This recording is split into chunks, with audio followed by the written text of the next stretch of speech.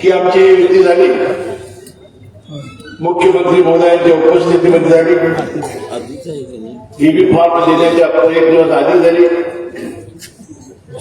आणि 11 वर्षाच्या संघर्षानंतर विधानसभेच्या 2 निवडणुका झाल्या होत्या, अनेक निवडणुका झाल्या होत्या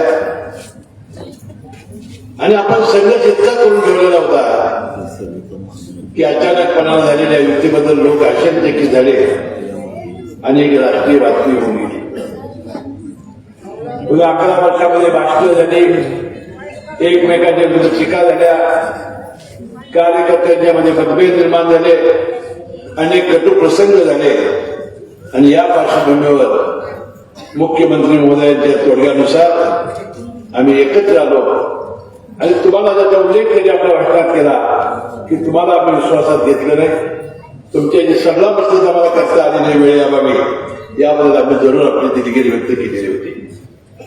पण आता आम्ही एकत्र आलो ना तर एकत्र राहण्यासाठी. शेवटी राजकारण आणि समाजकारण हे लोकांच्या कल्याणासाठी करायचं असतं, आपल्या भागाच्या विकासासाठी करायचं असतं. सातत्याने संघर्ष करून, सातत्याने एकमेकाची डुकी फोडून तरीच माणसाचा विकास होतोय, गोरगरिबाच्या जीवनात चांगले दिवस येत नाही. आणि म्हणून त्याचा उल्लेख त्यांनी केला. यापूर्वी या तालुक्याला अनेक अनुभव या युतीचे आहेत. पहिली युती झाली ती कैलासवासी शामराव पटेल आणि मंडलिक साहेबांची. अनेक संघर्षानंतर ते एकत्र आले आणि शेवटच्या श्वासापर्यंत ते एकत्र राहिले. त्यानंतर युती झाली कैलासवासी विक्रम शिवराजेंची आणि मंडलिक साहेबांची. तुम्हाला आठवत असेल 78, 80 आणि 85 3 विधानसभेच्या निवडणुका झाल्या. 2 विधानसभेला मी राजेसाहेबांचा होतो, एका विधानसभेला मी मंडलिक साहेबांच्याकडे गेलो. म्हणून या तिन्ही निवडणुकीमध्ये इतक्या प्रचंड हाणामाऱ्या झालेल्या होत्या, अनेक कार्यकर्ते रक्तबंबाळ झालेले होते. आपल्या कागल शहरातला एक महिलांचा ट्रक त्या प्रचारामध्ये 1980ला ज्याला मुरगुडला गेला होता त्या हळदीच्या डोंगरावर दगडफेक झाली आणि अनेक महिला त्यामध्ये जखमी झालेल्या होत्या. म्हणून या पार्श्वभूमीवर सुद्धा अतुल मिश्र कार्यक्रम घेतला आणि त्या गुणगौरव कार्यक्रमाच्या निमित्ताने एकत्र आले आणि म्हणून शेवटपर्यंत एकत्रित राहिले. आपल्याला दोन्ही प्रश्न मार्गी लावायचे, आपल्याला अंडरग्राऊंड ड्रेनेज व्यवस्था आपल्याला करायची आहे, आपल्या शहरामध्ये वाहतुकीची व्यवस्था चांगली करायची आहे. आणि त्याचा उल्लेख केला गांजाचं हे सातत्याने वाढत चाललेलं आहे आणि आता नवीन जिल्हा पोलीस प्रमुख आल्यानंतर बराचसा चाप त्याला बसलेला आहे. सातत्याने आम्ही एनसीला सांगत होतो, आता हे फक्त कागल शहरातच घडलेलं नाही, पूर्णपणे राज्यामध्ये आणि विशेषतः या दक्षिण महाराष्ट्रामध्ये आपल्याला याचं पेव फुटलेलं दिसेल. आणि म्हणून अशा गोष्टी टाळायच्या असतील, आपल्या तरुणाईला यामध्ये वाचवायचं असेल तर आपल्याला कठोर निर्णय घ्यावे लागतील. त्याचा उल्लेख त्यांनी अशासाठी केला की आता जर एखादी कठोर निर्णय चांगला घ्यायचा असेल तर अमुक कार्यकर्ता दुखावेल आणि मी त्यांच्या गटात जाईन, मी यांच्या गटात जाईन म्हणण्याची आता प्रसंगच नाही. तर आता ब्लॅकमेलची संधी राहिलेली नाही. आता झालेला आहे निर्भय राजकारण. या पुढच्या काळात शाश्वत विकासासाठी, शहराच्या विकासासाठी हातात हात घालून आपण काम करूया. अनेक वर्षे आपण झगडलात, अनेक वर्षे आपण मतभेद केला आणि एका विशिष्ट वळणाला आपण एकत्र आला. असं एकत्र आपण सर्वांनी राहावं आणि या कागल शहराचं. आणि यामुळे काय होईल, यामुळे जिल्ह्यामध्ये दबदबा आपला वाढेल, राज्याच्या राजकारणावर आपला प्रभाव पडेल आणि कागल तालुक्याला वजा करून कुणालाही राजकारण करता येणार नाही हा एक संदेश या निमित्ताने जाईल. आणि मला वाटतं या निमित्ताने आपलं त्याला नेतृत्व करण्याची संधी आलेली आहे. छत्रपती शाहू महाराजांचा जन्म आपल्या कागल तालुक्यात झाला आणि जिल्ह्याच्या आणि राज्याच्या नेतृत्व करण्याची जबाबदारी अनेक वर्ष आज आपल्याकडे आलेली आहे. ती आपण प्रामाणिकपणे निभावण्यासाठी एकमेकाला विश्वास देऊया. या निवडणुकीमध्ये आज सकाळी आमचा थोडा समय आला आणि काही प्रभागामध्ये काही बंडखोर उमेदवार उभे राहिले, त्यांना जरा मतं दाखवायचं असं दिसतं. उद्या आम्ही बैठक बोलावलेली आहे.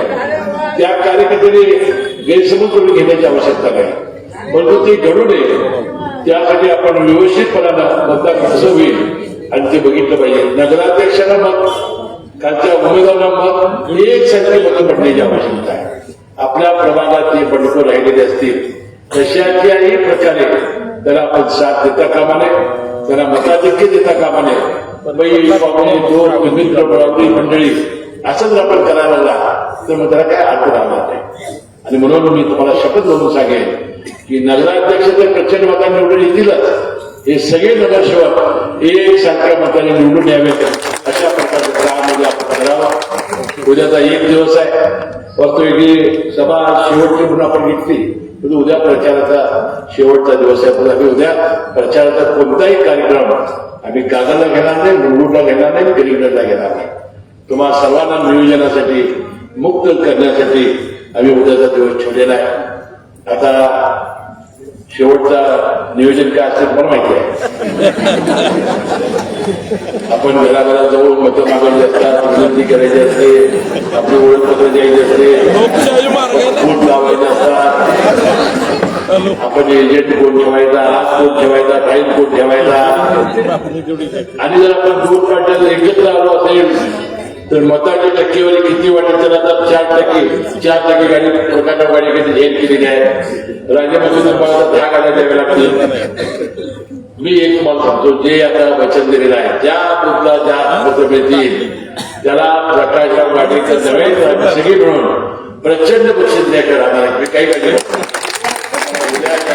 मतदान झालं पाहिजे, मतदान आमच्या सगळ्या उमेदवारांना पडलं पाहिजे, कुठेही होता कामा नये याची दक्षता आपल्याला या ठिकाणी घ्यायची आहे. तुम्ही आता दोघांच्यावर आपण विश्वास ठेवला.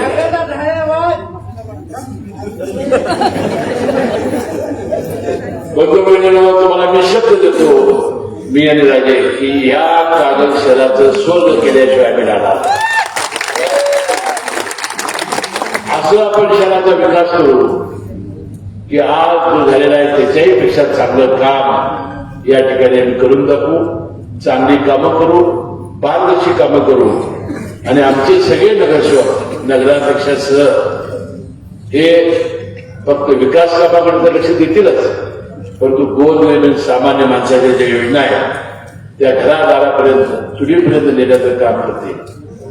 तुमचं सुख तुमचं दुःख हे आमच्या सगळ्या नगरसेवकांचं सुख दुःख असेल. तुम्हाला ठेच लागली त्या नगरसेवकांना कळेल अशा प्रकारचं काम ते भविष्यात करतील. आणि त्यांची कार्यालय ही गोरगरीब जनतेला दिलासा देणारी कार्यालय ठरावी अशा प्रकारची अपेक्षा माझ्या राजे साहेबांची आहे.